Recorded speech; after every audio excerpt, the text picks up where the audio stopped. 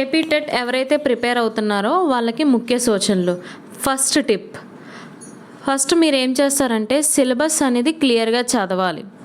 40% syllabus అనేది మీ మైండ్లో ఉండాలి. సెకండ్ పాయింట్ ఏంటంటే ప్రీవియస్ పేపర్స్ అనేది ఎప్పటికప్పుడు రివైజ్ చేస్తూ ఉండాలి. థర్డ్ టిప్, మీరు ఏ టాపిక్ అయితే చదువుతున్నారో ఈరోజు ఆ టాపిక్ మీద ప్రీవియస్ పేపర్స్లో ఏమొచ్చాయి, వాటికి సంబంధించి ప్రాక్టీస్ టెస్ట్లు ఉంటాయి. ఆ ప్రాక్టీస్ టెస్ట్ల క్వశ్చన్స్ అనేది ఎప్పటికప్పుడు చేస్తూ ఉండాలి. ఫోర్త్ టిప్, మీరు చదివింది ఎంతవరకు చదివారు అనేది మీరు తెలుసుకోవాలంటే మీరు ఖచ్చితంగా టెస్ట్లు, మోడల్ టెస్ట్లు అనేది కొన్ని ఇన్స్టిట్యూట్లు కండక్ట్ చేస్తాయి. మీరు అమౌంట్ పే చేసో లేకపోతే ఫ్రీ టెస్ట్లు కండక్ట్ చేస్తే ఆ ఫ్రీ టెస్ట్లు అనేది తీసుకొని రాయండి.